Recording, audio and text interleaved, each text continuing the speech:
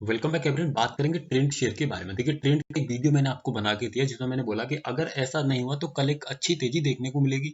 तो अच्छी तेजी तो नहीं, लेकिन ओवरऑल अगर देखा जाए तो बॉटम से स्टॉक यानी कि जो स्टॉक 4060 पर ट्रेड किया वहां से उठ करके चला आया 4720, यानी कि लगभग 50 पॉइंट का एक अपसाइड का मोमेंटम स्टॉक में हमने देखा।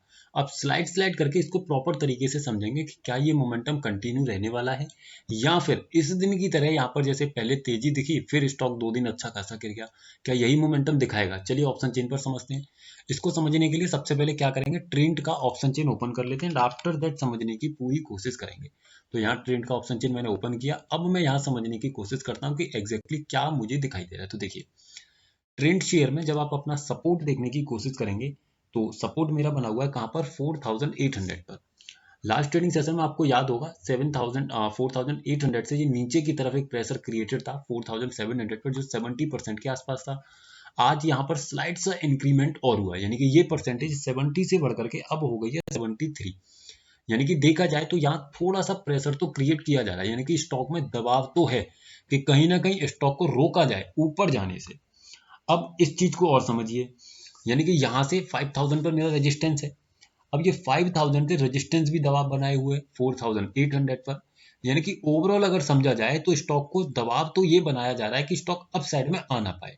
क्यों? क्योंकि रेजिस्टेंस भी यही चाहता है कि 5000 की जगह स्टॉक 4800 पर ही रुक जाए। यानी कि रेजिस्टेंस की तरफ के जितने भी राइटर्स हैं वो ये चाहते हैं कि स्टॉक 4800 पर ही रुका रहे, और सपोर्ट की तरफ के जितने भी राइटर्स हैं वो क्या चाहते हैं, वो ये चाहते हैं कि स्टॉक 4800 की तरफ प्रेशर क्रिएट करे, न कि 4700 पर। क्यों? क्योंकि जब 4700 पर राइटर्स अपनी पोजीशंस को इनिशिएट करेंगे तो ऐसे केस में क्या रहेगा, स्टॉक 4000 से नीचे भी जाने की कोशिश नहीं करेगा, 4000 के लेवल को ही बॉटम बनाएगा, है ना।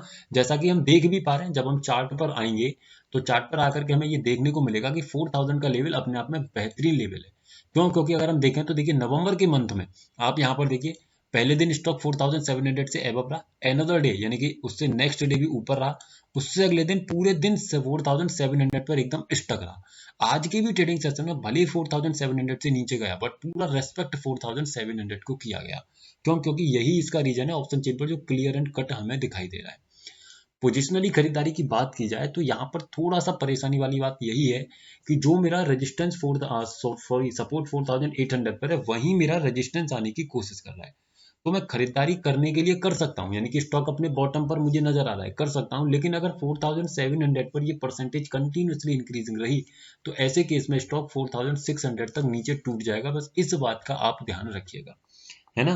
क्योंकि अब अगर हम समझें कि आने वाले ट्रेडिंग सेशंस में इंट्राडे के लिए क्या रहेगा, तो इंट्राडे के लिए सपोर्ट तो यही है।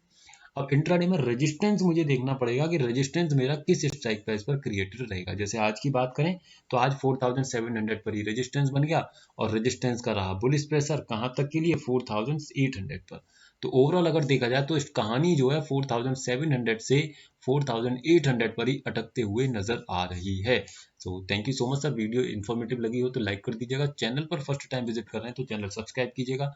वीडियो सिर्फ और सिर्फ एजुकेशनल पर्पज है, किसी भी तरीके की बाइंग सेलिंग होल्डिंग की सलाह यहाँ पर नहीं दी जा रही है। Thank you so much for watching the video.